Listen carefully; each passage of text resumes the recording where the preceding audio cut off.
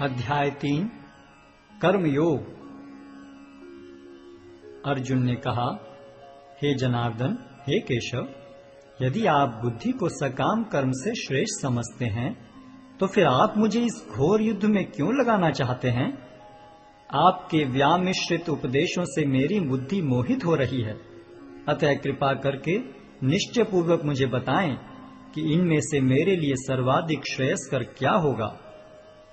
श्री भगवान ने कहा, हे निष्पाप अर्जुन, मैं पहले ही बता चुका हूं कि आत्म साक्षात्कार का प्रयत्न करने वाले दो प्रकार के पुरुष होते हैं।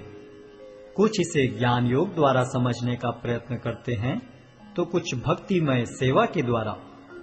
न तो कर्म से विमुख होकर कोई कर्मफल से छुटकारा पा सकता है और न केवल संन्यास से सिद्धि प्राप्त की जा सकती है।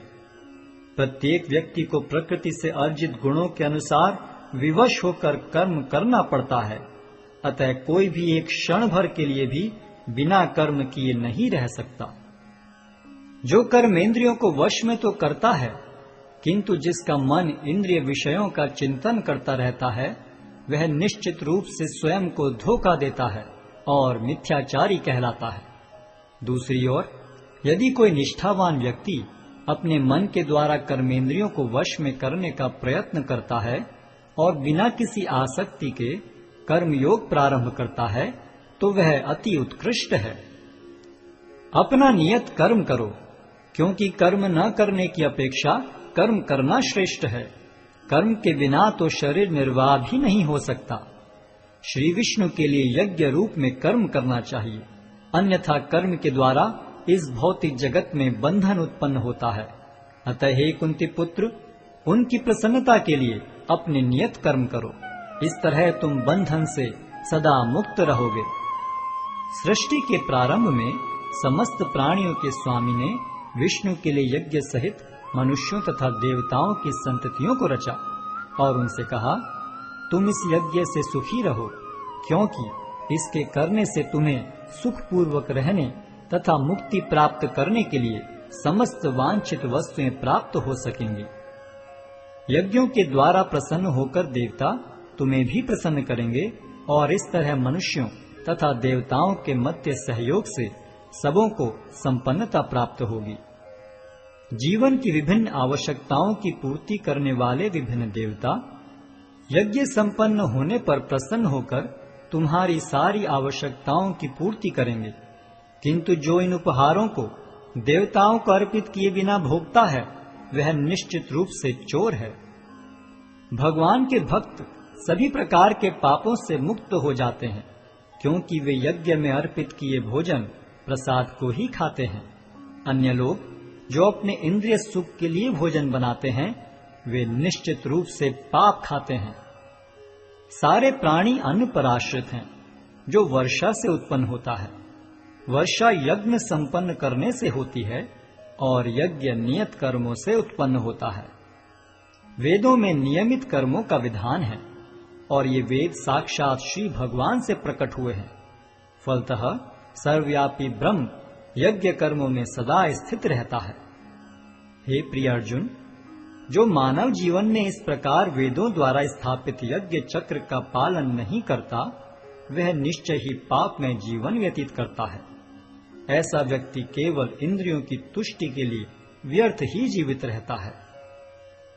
किंतु जो व्यक्ति आत्मा में ही आनंद लेता है तथा जिसका जीवन आत्म साक्षात्कार युक्त है और जो अपने में ही पूर्णतया संतुष्ट रहता है, उसके लिए कुछ कारणीय कर्तव्य नहीं होता। स्वरूप सिद्ध व्यक्ति के लिए न तो अपने नियत कर्मों को करने की आवश्यकता रह जाती है, न ऐसा कर्म न करने का कोई कारण ही रह जाता है। उसे किसी अन्य जीव पर निर्भर रहने की आवश्यकता भी नहीं रह जाती। अतः कर्म फल में आसक्त हुए बिना मनुष्य को अपना कर्तव्य समझकर निरंतर कर्म करते रहना चाहिए, क्योंकि अनासक्त होकर कर्म करने से उसे पर ब्रह्म की प्राप्ति होती है। जनक जैसे राजाओं ने केवल नियत कर्मों को करने से ही सिद्धि प्राप्त की। अतः सामान्य जनों को शिक्षित करने की दृष्टि से तुम्हें कर्म करना चाहिए। महापुरुष जो जो आचरण करता है सामान्य व्यक्ति उसी का अनुसरण करते हैं। वह अपने अनुसरणीय कार्यों से जो आदर्श प्रस्तुत करता है, संपूर्ण विश्व उसका अनुसरण करता है। हे प्रथापुत्र, तीनों लोकों में मेरे लिए कोई भी कर्म नियत नहीं है। न मुझे किसी वस्तु का अभाव है और न आवश्यकता ही है, तो भी मैं नियत कर्म करने में तत्पर रहता हूँ। क्योंकि यदि मैं नियत कर्मों को सावधानी पूर्वक न करूं, तो हे पार्थ, यह निश्चित है कि सारे मनुष्य मेरे पथ का ही अनुगमन करेंगे। यदि मैं नियत कर्म न करूं, तो ये सारे लोग नष्ट हो जाएंगे। तब मैं अवांछित जन समुदाय को उत्पन्न करने का कारण हो जाऊंगा और इस तरह संपूर्ण प्राणियों की शांति का विनाशक बनूंगा। जिस प्रकार अज्ञानी जन फल की आसक्ति से कार्य करते हैं, उसी तरह विद्वान जनों को चाहिए कि वे लोगों को उचित पथ पर ले जाने के लिए अनासक्त रहकर कार्य करें। विद्वान व्यक्ति को चाहिए कि वह सकाम कर्मों में आसक्त अज्ञानी पुरुषों को कर्म करने से रोके नहीं, ताकि उनके मन विचलित न हो, अपितु भक्ति भाव से कर्म करते हुए वह उन्हें सभी प्रकार के कार्यों में लगाएं, जिससे कृष्ण भावनामृत का क्रमिक विकास हो। जीवात्मा अहंकार के प्रभाव से मोहग्रस्त होकर अपने आप को समस्त कर्मों का कर्ता मान बैठता है, जबकि वास्तव में वे प्रकृति के तीनों गुणों द्वारा संपन्न किए जाते हैं। हे महाबाहो, भक्ति भाव में कर्म तथा सकाम कर्म के भेद को भली भांति जानते हुए जो परम सत्य को जानने वाला है, वह कभी भी अपने आप को इंद्रियों में तथा इंद्रिय तृप्ति में नहीं लगाता। माया के गुणों से मोहग्रस्त होने पर अज्ञानी पुरुष पूर्णतया भौतिक कार्यों में संलग्न रहकर उनमें आसक्त हो जाते हैं। यद्यपि उनके ये कार्य उनमें ज्ञानाभाव के कारण अधम होते हैं, किंतु ज्ञानी को चाहिए कि उन्हें विचलित न करे। अतः हे अर्जुन, अपने सारे कार्यों को मुझ में समर्पित करके मेरे पूर्ण ज्ञान से युक्त होकर लाभ की आकांक्षा से रहित, स्वामित्व के किसी दावे के बिना तथा आलस्य से रहित होकर युद्ध करो। जो व्यक्ति मेरे आदेशों के अनुसार अपना कर्तव्य करते रहते हैं और ईर्ष्या रहित होकर इस उपदेश का श्रद्धा पूर्वक पालन करते हैं, वे सकाम कर्मों के बंधन से मुक्त हो जाते हैं। किंतु जो ईर्ष्यावश इन उपदेशों की उपेक्षा करते हैं और इनका पालन नहीं करते, उन्हें समस्त ज्ञान से रहित, दिग्भ्रमित तथा सिद्धि के प्रयासों में नष्ट भ्रष्ट समझना चाहिए।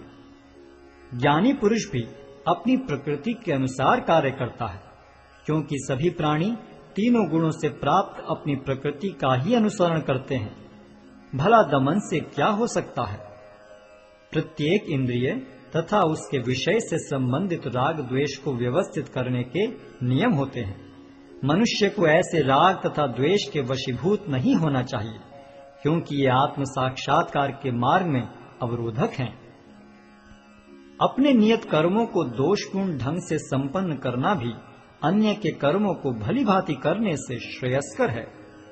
स्वीय कर्मों को करते हुए मरना पराये कर्मों में प्रवृत्त होने की अपेक्षा श्रेष्ठतर है, क्योंकि अन्य किसी के मार्ग का अनुसरण भयावह होता है।